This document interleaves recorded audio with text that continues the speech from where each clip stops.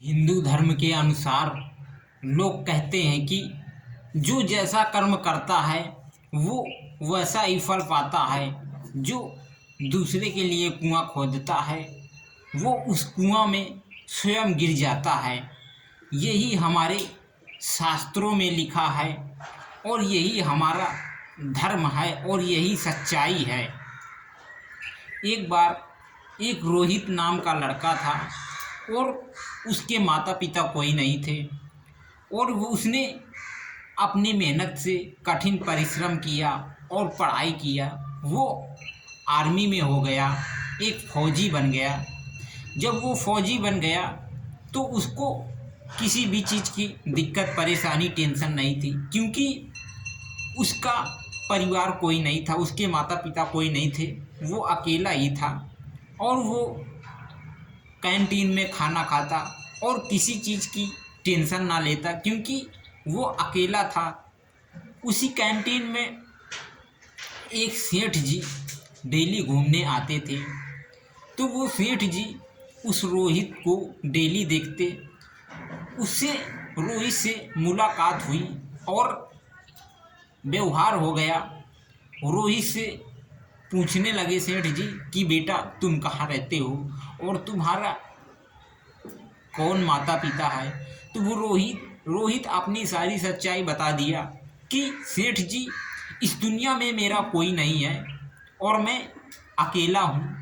तो रोहित ऐसा बोला। सेठ बोले कि बेटा तुम टेंशन ना लो, जिसका इस दुनिया में कोई नहीं होता उसका भगवान होता है। हम तुम्हारे साथ हैं और आज के बाद तुम किसी भी चीज़ की टेंशन मत लेना।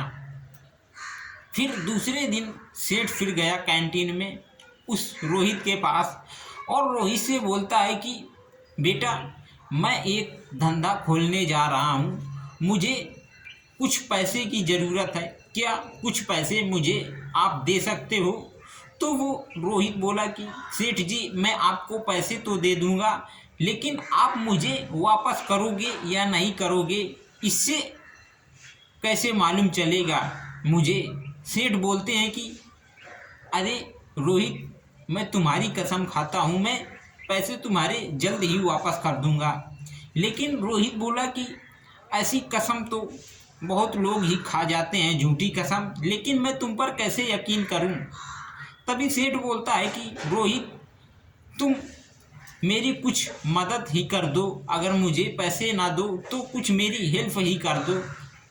तो रोहित उस सेठ को कुछ पैसे दे देता है और वो सेठ एक धंधा खोल लेता है। धीरे धीरे धंधा सेठ का काफ़ी चलने लगता है और वो सेठ अब काफ़ी पैसा वाला हो जाता है। फिर कुछ दिन बाद रोहित की एक जगह उसे लड़ने जाना पड़ा और वो लड़ने में उसे एक घोड़ा पकड़ाया गया और घोड़ा में वो बैठा ही तभी घोड़ा वो रोहित को बैठाल करके इतनी तेज भागा कि वो जाकर के दुश्मन के पास ही रुका। जब वो घोड़ा दुश्मन के पास ही रुका तो दुश्मनों ने उस रोहित को गोली मार दिया। फिर जब उसे गोली मार दिया तो वो रोहित मर गया और सेठ को यह पता लगा कि रोहित मर गया है। तो उस कैंटीन में वो सेठ सोचने लगा कि ये कैसे क्या हुआ और काफ़ी दुखदाई होने लगा, काफ़ी दुखी हुआ। फिर कुछ समय बाद जब उस कैंटीन से बाहर निकल के आया तो वो खूब खुश हुआ और लोगों को मिठाइयाँ बांटा कि अब मुझे पैसा किसी को वापस नहीं करना पड़ेगा। फिर धीरे धीरे उस सेठ के यहाँ एक पुत्र की प्राप्त होती है। जब सेठ के यहाँ एक पुत्र हुआ वो धीरे धीरे बड़ा हुआ और उस सेठ ने सोचा कि मैं अपने पुत्र को अपने धंधे में बैठालता हूँ, दोनों मिलजुल करके धंधा करेंगे। वो सेठ और सेठ का पुत्र दोनों मिल करके धंधा करने लगे। फिर कुछ समय बाद सेठ ने अपने पुत्र की शादी कर दिया जब उसने अपने पुत्र की शादी कर दिया तो कुछ दिन बाद सेठ के पुत्र की तबीयत खराब हो गई।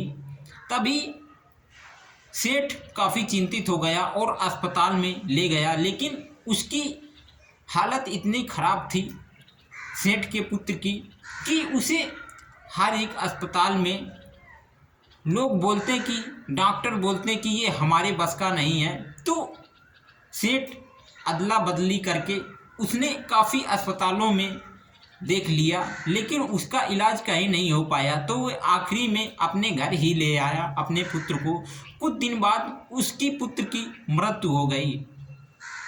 तो वो सेठ काफ़ी चिंतित हो गया और उसे काफ़ी दुख महसूस हुआ कि ये मेरे साथ क्या हुआ है।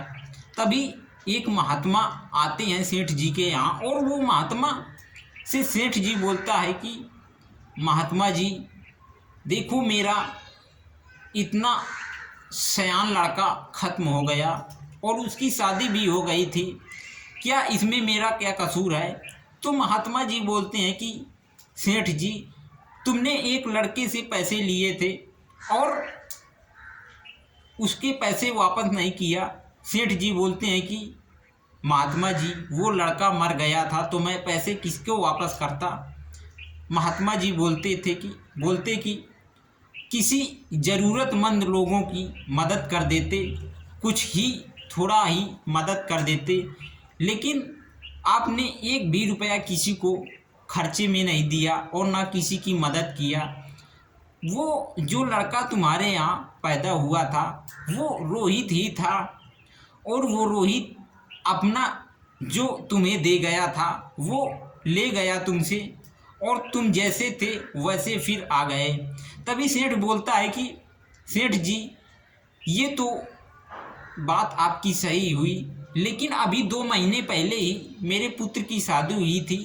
क्या इस लड़की का क्या इसमें दोष है जो इस लड़की को सज़ा मिली।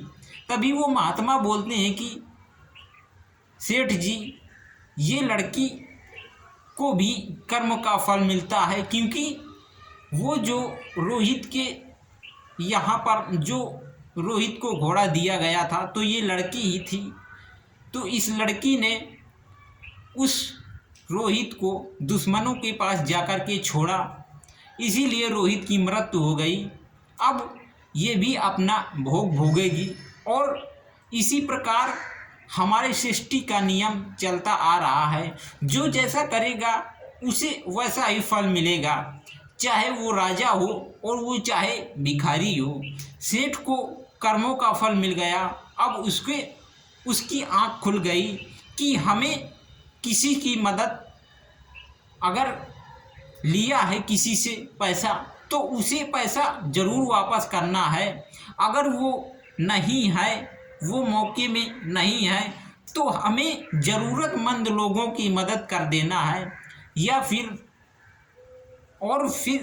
किसी दूसरे व्यक्ति को, भूखे भिखारी को दान देना है, भोजन खिलाना है, जिससे कि हमारा उद्धार हो और हमारे ऊपर कर्ज ना लदे। तो दोस्तों, हमारी इस कहानी में आपको काफ़ी सीख मिली होगी। अब हम नेक्स्ट वीडियो में फिर आपको मिलते हैं।